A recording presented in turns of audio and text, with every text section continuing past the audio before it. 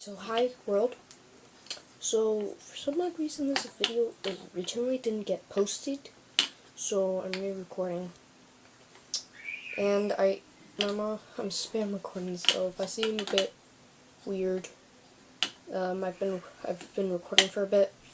And here soon I'm going to be going outside and I'm going to do a quick little melee video with my brother Josh and probably a couple of other kids. Yeah, so yeah. Today we're doing quarter weapons. Quarter staff, quarter blade, and then there's the quarter. Why can I never remember its name? It comes to me. But it was the quarter.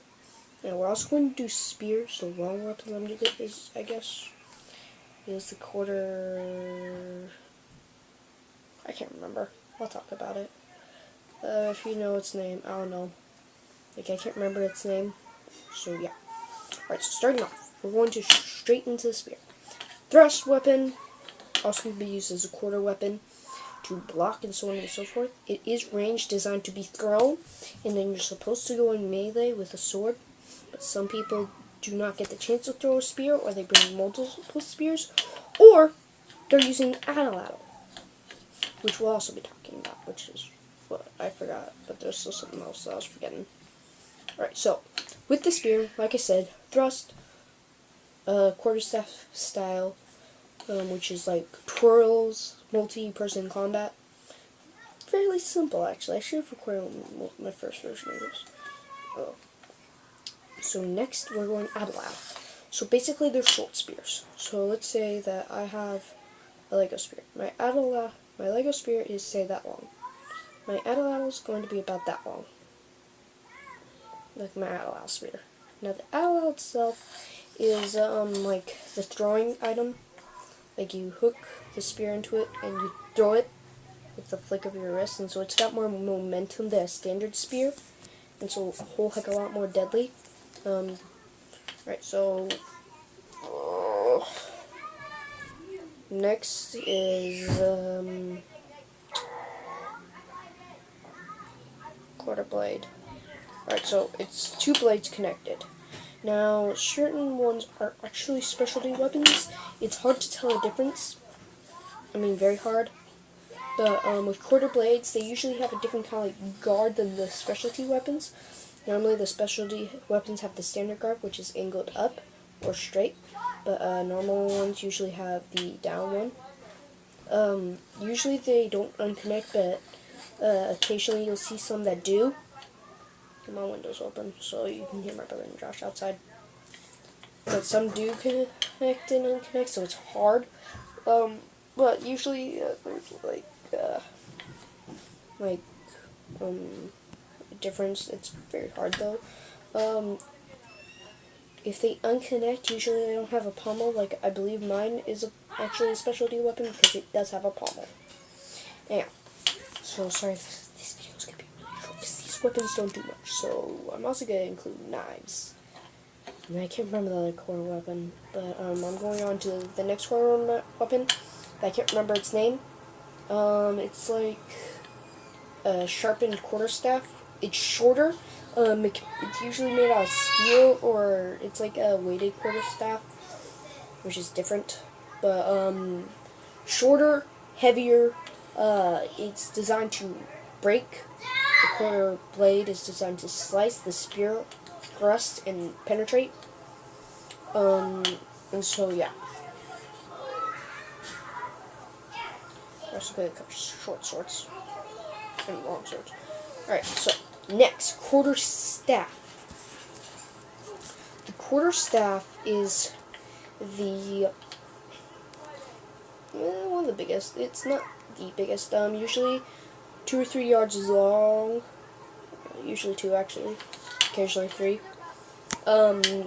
It's kind of like a big stick. Sometimes they've got like spikes at the end, or they're made out of steel. Usually not. They're fairly simple to make. Just find a fairly straight stick. Make sure it's nice and firm, like you don't want like a bendy one. And it has to be long, like maybe like a walking stick. But yeah. You twirl it around, you can fight multiple people with all the weapons, like I've said so far, including the spear. It's designed for defense, offense, thrusts for usually for offense, but also with side hits to like the neck, because that's where it's vulnerable. Continuing. Right, so next, we're moving on to the sharp weapons. These weapons I've told, except for one, have been mostly dull. So the sharp ones, on the other hand, they're a lot harder. I like them. Alright, so we're going knife, short sword, and long sword. And then later I'll be doing like more videos of that. No, I won't do this. I'll just do the knife instead. Alright, so with the knife, it's shorter, it's about the same size as a short sword, except it doesn't have a hilt or a pommel. And so it's a bit more chance that you're going to get your arm or your hand cut off. Happens sometimes. It's just a part of life, but yeah. Sometimes you might suffer height injuries using it. There's throwing knives, and then there's combat knives. Like, combat knives tend to be heavier, thicker blades, and throwing knives tend to be weighted a bit differently.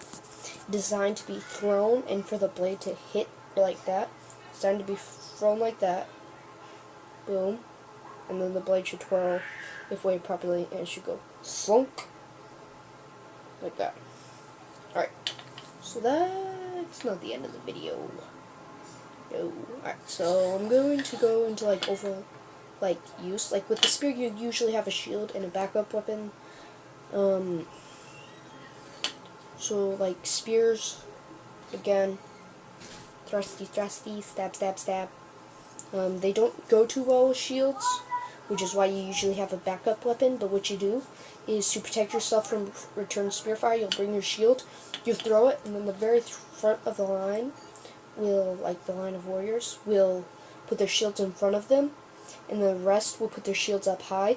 And what that does is it protects them from onslaught, because the front guy, his shield's blocking the front, and the spears are either going to fly over or they're going to hit those shields and just fall off. Now sometimes there'll be like a crack in the shield wall. Do not be at that crack. Keep your shield tight. Yeah, you'll see that a lot though.